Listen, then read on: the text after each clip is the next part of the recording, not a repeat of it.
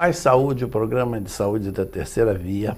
Tenho o prazer de entrevistar hoje o biólogo Marcelo Cordeiro, mestre em nutrição pela UENF, que vai abordar aqui conosco um tema de extrema importância para as famílias brasileiras: a questão da nutrição. Inicialmente, muito obrigado, Marcelo, por sua presença aqui. Eu que agradeço. E eu gostaria de iniciar, Marcelo, fazendo uma pergunta que, pelo menos aos profissionais de saúde, é uma pergunta que atormenta bastante. Nós tivemos até algumas décadas atrás, o grande problema da nutrição no país era a subnutrição. Sim. Hoje, o que nós temos é um quadro de desnutrição, com subnutrição por um lado, sobrepeso e obesidade por outro. Eu gostaria de perguntar, que você explanasse sobre os principais entraves, as principais dificuldades que o nosso país tem para a questão da segurança alimentar. Primeiro, boa tarde, né? Os principais entraves, na verdade, para poder entender isso, a gente tem que entender um pouquinho o que é segurança alimentar, né? Segurança alimentar vai muito além, né, da questão das doenças associadas a isso, né, como são as DTAs, por exemplo, ou dos perigos físicos, químicos e biológicos que existem nos alimentos.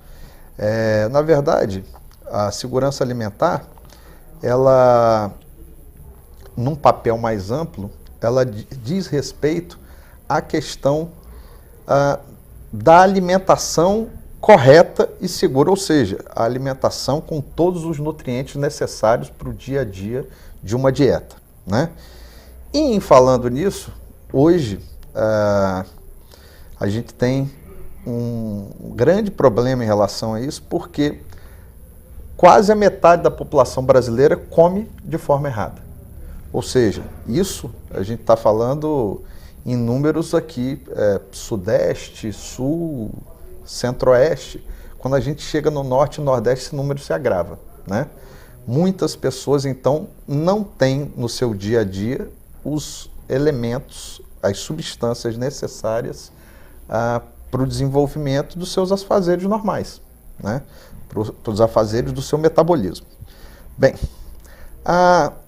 em falando nisso, né, quais são, então, a segunda parte, os entraves decorrentes disso? Bem, o que aconteceu no mundo é que em 50, 60 anos a população do mundo ela deu um salto absurdo. Hoje a gente, né, nós aqui no mundo já somos quase 7 bilhões de pessoas.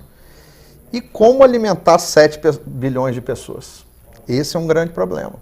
Então a gente tem, com o passar do tempo, né, menos áreas, e a gente tem também que produzir mais alimentos em menos áreas. Então, começou-se então a fazer melhoramentos genéticos, né? Você fazer um cruzamento, né, entre plantas do mesmo gênero, para que aumentasse a produção e também para controle de pragas. Por exemplo, né, eu estive 11 anos na Bahia, né, onde se está fazendo controle da vassoura de bruxa, que é um fungo, em relação ao cacau. Então está se produzindo clones de cacau com resistência, mas nem sempre só a resistência resolve, né? Esse cacau, ele teoricamente estão tentando fazer ele tem a mesma produção do cacau normal. Bem, esse é um fato. O segundo fato é que partiram depois para, além do melhoramento genético, a transgenia. E isso hoje é um problema, é um dos entraves na nossa alimentação, para a segurança. Por quê? Porque os estudos de transgenia, né, eles são feitos no máximo de 5 a 8 anos.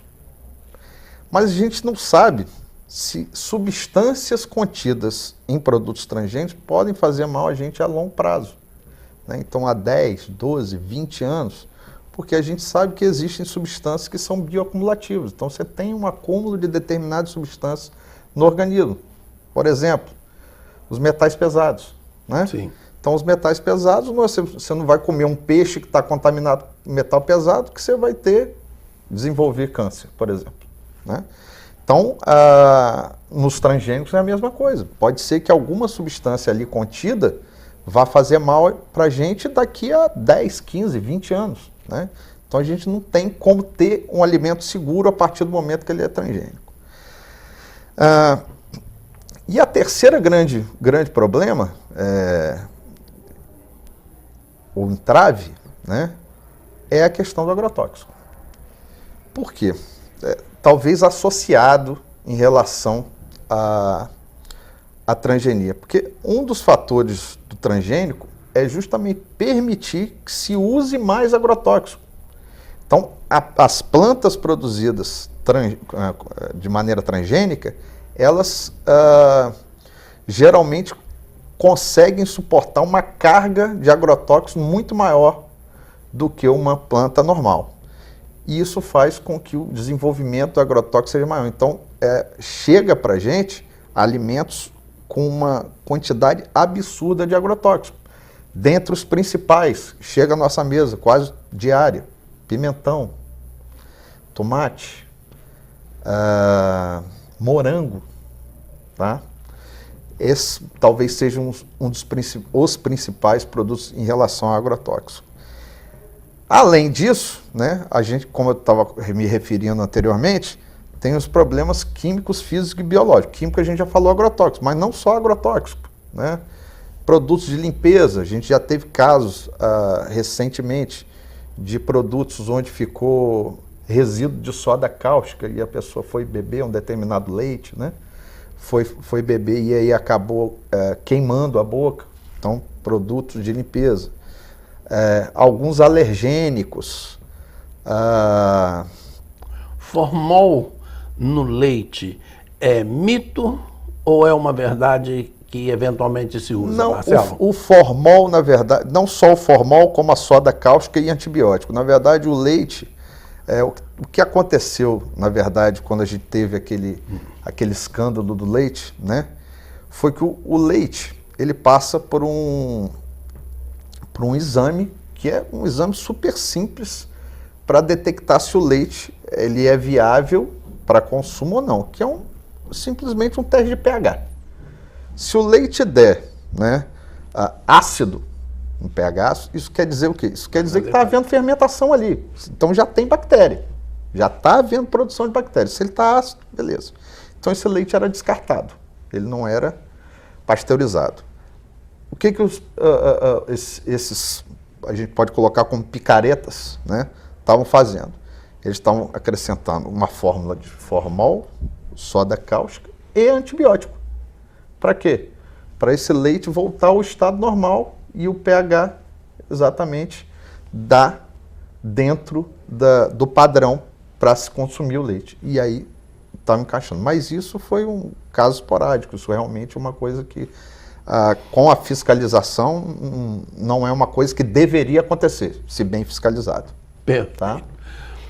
Nós interrompemos aqui o nosso primeiro bloco e retornamos em seguida com o professor Marcelo Cordeiro, mestre em nutrição, que está abordando aqui conosco temas de extremo interesse das famílias campistas e das famílias brasileiras de uma forma geral.